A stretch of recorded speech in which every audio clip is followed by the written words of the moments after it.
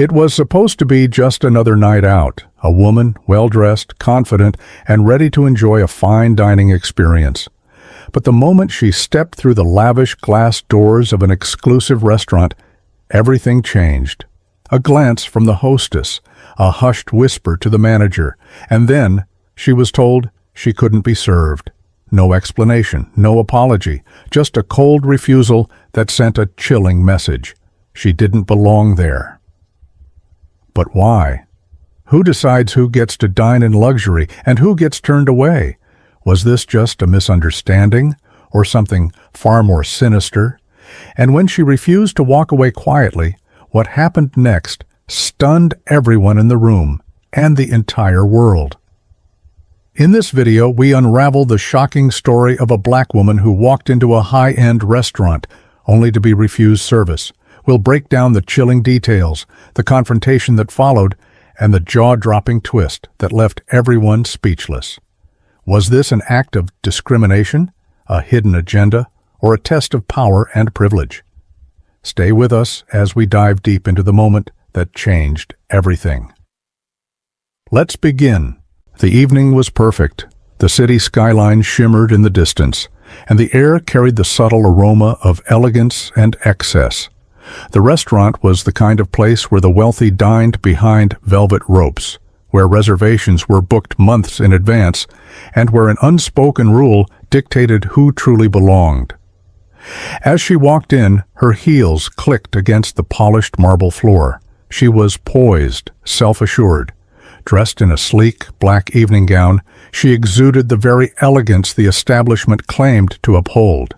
She had called ahead, confirmed her reservation. There was no reason she wouldn't be welcomed. Yet, something was wrong. The hostess, a young woman with a neatly pinned-up bun and a practiced smile, hesitated as soon as she laid eyes on her. A flicker of confusion, no, something else, crossed her face before she quickly masked it. She glanced at the seating chart, fingers lingering over the glossy pages a moment too long. Then, without making eye contact, she whispered something to the manager standing nearby.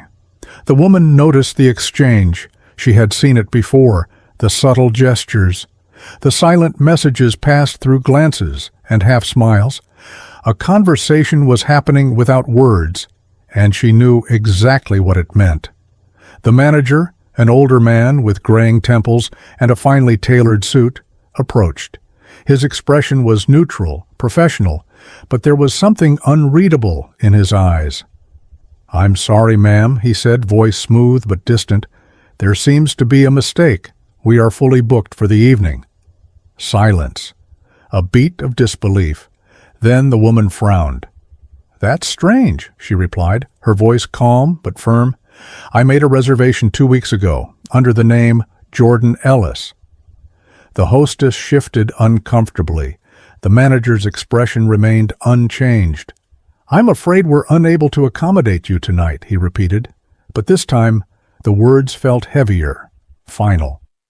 A polite dismissal wrapped in formality. The kind of refusal designed to leave no room for argument. The kind that expected the other person to nod, accept their fate, and walk away quietly. But she didn't. Instead, she stood taller, her voice steady. "So you're telling me that despite my confirmed reservation, there's no table for me?" A pause. A slight narrowing of the manager's eyes. Around them, diners continued their meals, oblivious, or perhaps willfully ignorant, of what was unfolding at the entrance. "I'm sorry," he said again, though the apology rang hollow. "We have certain policies in place." Policies. A vague, elusive term that could mean anything, that could be twisted to justify anything. She knew exactly what this was: discrimination. Her jaw tightened. She could feel the weight of history pressing down on this moment, the echoes of countless others who had stood in similar places, facing similar refusals. The difference? She wasn't about to let it go unanswered. But she wasn't leaving, not yet, because if they thought she would accept this quietly, they were about to be very, very mistaken. She had expected better.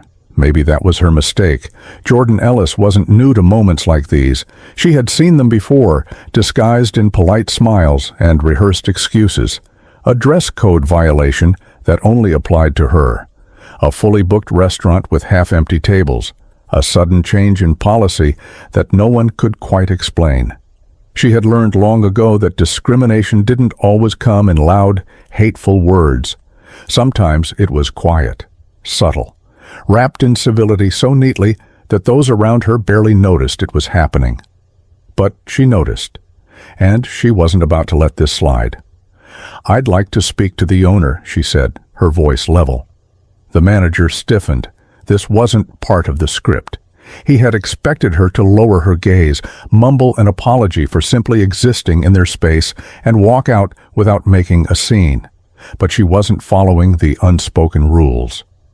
"The owner is unavailable," he replied smoothly, but there was an edge to his voice now, a crack in the well-polished act. Jordan let a small, knowing smile play on her lips. She had done her research. "That's interesting," she said. "Because I happen to know that Mr. Aldridge, the owner, likes to greet guests personally on Fridays. And it's Friday, isn't it?" The hostess shifted uncomfortably. A waiter nearby suddenly found the floor very interesting. The manager's expression flickered, just for a second, before he regained control. "As I said," he repeated, "we are unable to accommodate you tonight." Jordan glanced behind him, past the red velvet rope separating the main dining hall. She saw couples laughing over candlelit dinners, business partners shaking hands over a $1,000 bottle of wine. At least 3 tables were empty. She met the manager's gaze again. "So, tell me the truth," she said softly, but there was steel in her voice now. "Are you turning me away because you're overbooked, or because I don't look like the kind of person you want here?" Silence. For the first time, the manager hesitated. Not for long, just a fraction of a second. But Jordan caught it. That was all the confirmation she needed. But before she could say another word, a new voice cut through the tension. "Is there a problem here?" The restaurant fell even quieter. A man stepped forward, dressed in a navy blue suit that screamed wealth and power. Silver cufflinks gleamed under the chandelier light. His presence carried weight. People noticed him. Jordan turned, her expression unreadable. She recognized him instantly. And that was when everything changed. The man in the navy blue suit took a step closer, his presence commanding attention. The manager, who had been so confident in his quiet rejection, suddenly looked uneasy. "I asked if there was a problem," the man repeated, his tone polite but firm. Jordan turned to face him fully. She wasn't intimidated. Not by the weight of privilege in the air, not by the way the manager's posture stiffened at the sight of this new figure, but she knew power when she saw it. The manager cleared his throat. "No problem at all, Mr. Lancaster. Just a misunderstanding. Mr. Lancaster." The name clicked in Jordan's mind almost immediately. Charles Lancaster, an influential businessman with deep ties in the city. He was a regular at these kinds of places, the type of man for whom doors always opened, and right now he was watching her with quiet curiosity. "A misunderstanding?" Lancaster repeated, raising an eyebrow. His gaze shifted to Jordan. "Miss Ellis," she answered smoothly, keeping her voice steady. "Jordan Ellis." A flicker of recognition passed through his expression, almost too fast to catch, but Jordan saw it. "Miss Ellis here made a reservation," he said, his voice carrying easily across the restaurant. "I assume that's not an issue, is it?" The manager hesitated. He was caught now, trapped in the gaze of someone he couldn't simply dismiss. This was no longer just a quiet refusal at the door. People were listening. A few diners had subtly turned in their seats, pretending not to watch, while fully engaged in the unfolding drama. Jordan seized the moment. "That's what I was trying to figure out," she said, her tone light but deliberate. "Because I made my reservation 2 weeks ago, yet somehow my name isn't on the list. Isn't that odd?" The manager swallowed. He was losing control of the situation, and he knew it. Perhaps an oversight, he said quickly. Jordan let out a small, humorless laugh. An oversight, she echoed. Funny how that happens. Charles Lancaster's gaze lingered on her as if assessing her. Then he turned back to the manager. Fix the mistake, he said simply. The weight of those words hung in the air. The manager hesitated. He glanced at Jordan, then at Lancaster, as if searching for an escape route.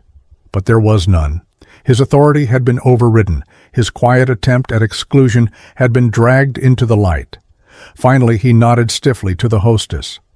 "Prepare a table," he said through clenched teeth.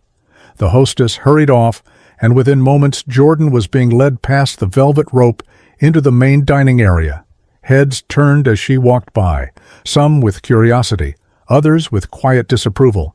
But Jordan didn't care. She had won this round. As she took her seat, Charles Lancaster approached. "Interesting night, isn't it?" he said, a slight smirk on his lips. Jordan studied him. "That depends," she replied. "Are you enjoying the show?" "More than you know," he said, his voice layered with meaning. And then, as if on cue, the restaurant doors opened again. A figure stepped inside, and the real shock was about to begin. Just when Jordan thought she had won, she realized the battle had only just begun. The air in the restaurant was still thick with tension, though on the surface everything appeared normal. Diners continued eating, conversations resumed in hushed tones, but Jordan could feel the weight of silent stares pressing on her. She glanced toward the entrance. The new arrival was a woman, tall, poised, dressed in a sleek corporate suit. Her sharp eyes scanned the room with purpose before locking onto the manager. Something about her presence unsettled him. Jordan watched as the woman approached. Her stride was purposeful, the kind of walk that commanded attention. She didn't hesitate, didn't stop to be acknowledged. She simply arrived. "Mr. Aldridge would like to speak with you," the woman said, her voice crisp, controlled. Jordan caught the manager's subtle flinch at the mention of the name. Mr. Aldridge, the owner. The very man the manager had claimed was unavailable. The manager's throat bobbed as he forced a polite smile. "Of course, let me just—" "Now," the woman cut in. The tone left no room for negotiation. Jordan sipped her water slowly, observing. She wasn't sure if this was working in her favor or if something even bigger was unfolding. She didn't have to wait long for an answer. "Miss Ellis, isn't it?" Jordan set her glass down, keeping her expression neutral. "That depends. Who's asking?" The woman's lips twitched in what might have been amusement. "My name is Cassandra Wright. I handle legal affairs for Mr. Aldridge, and it seems we have a problem." Jordan tilted her head. "Oh? And what problem would that be?" Cassandra took a step closer. "This restaurant has a reputation to uphold, and tonight, let's just say some unfortunate decisions were made that could complicate things." Jordan leaned back in her chair, arms folded. "You mean turning away a paying black customer for no reason other than prejudice?" Cassandra didn't blink.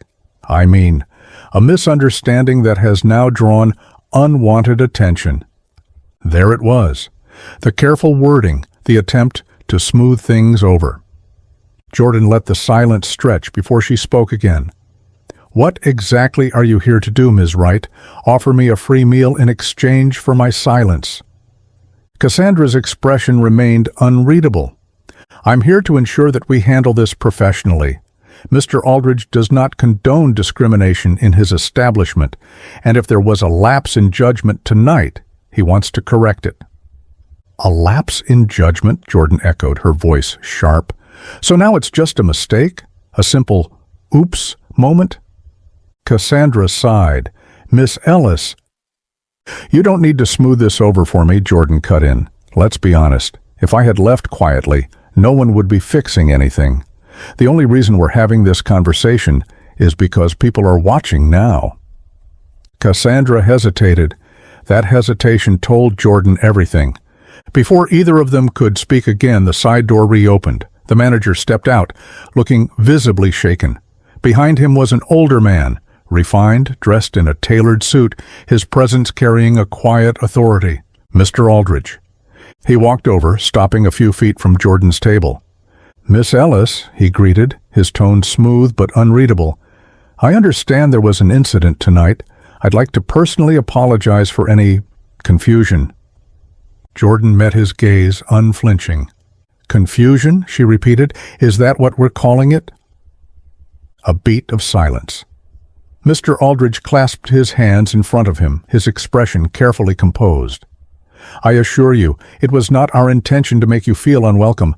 However, I must ask, what exactly are you looking for in response to this?"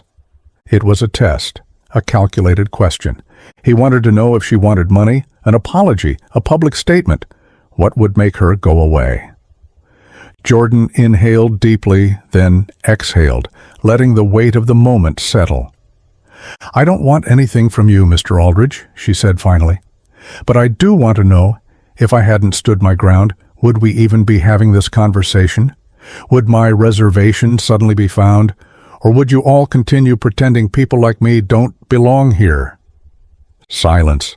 A few diners had fully turned now, openly watching.